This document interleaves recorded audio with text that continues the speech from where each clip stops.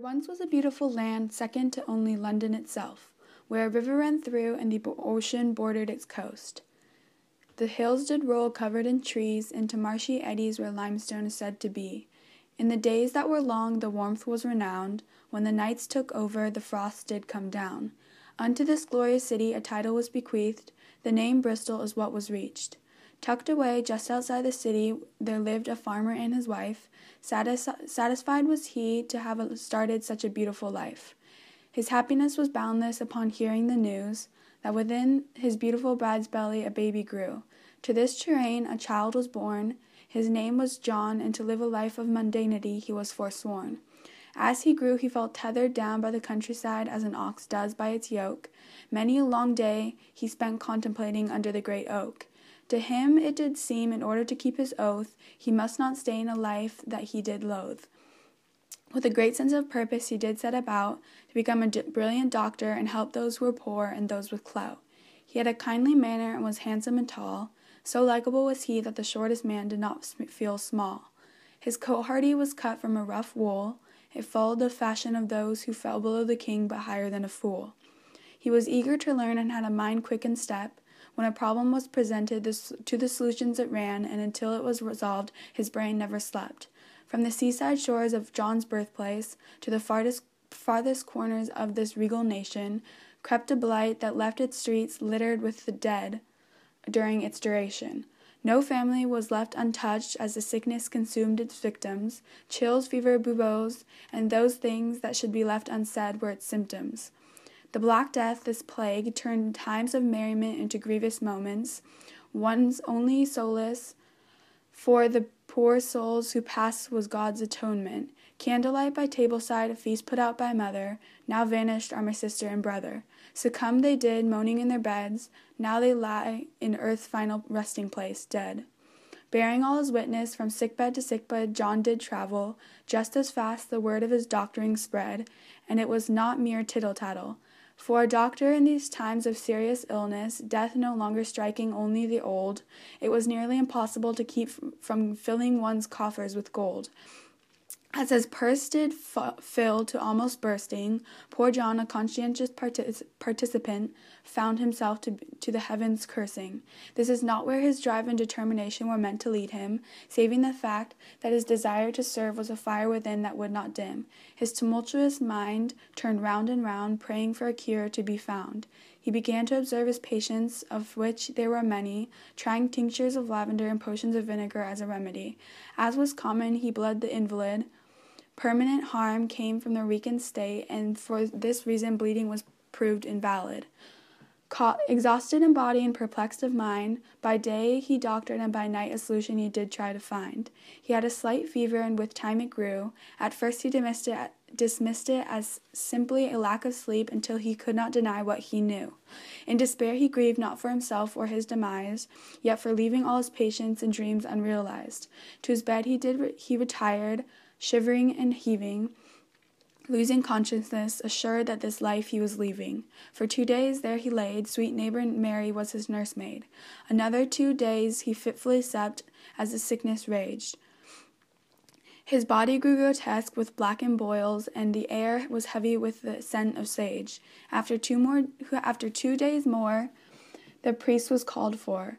On the 7th day, our dear friend John's buboes ruptured. He awoke to find Mary sitting by his bedside reading scripture. She cried tears of joy for his miraculous recovery. With wetted eyes, John made a most peculiar discovery. As spring steps out from under winter's blanket, John, newly revived, gazed upon Mary with a fresh set of eyes. Where once he passed by only acknowledging her as Mary next door, now his heart began to soar. Her hair was as fine as Persian silk, brown curls that fell down her back and in the sunlight did gleam. Her cheeks glowed with merriment, her lips were as red as strawberries, and her eyes were as blue as a freshwater stream. The most astonishing thing of all is how he never noticed her pure, sweet temperament. With every day, John grew stronger, both in body and in sentiment. Weeks spent recuperating finally turned into days spent in service. John returned to seeing his patients, and his love with Mary grew impervious. Inasmuch as life is not fair, the story turns again to woefulness. John's increasing vitality contrasted to Mary getting the illness.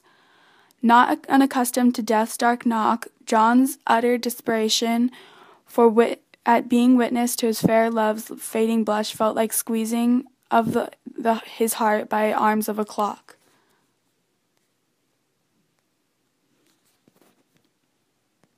Hopefulness turned to decisiveness, and with renewed vigor John set about to find an antidote. Reflecting upon all his patients and his own recovery, John did jot down copious notes. Sitting by his bedside, her pallor pulling his heartstrings, and across his lap his memos were spread.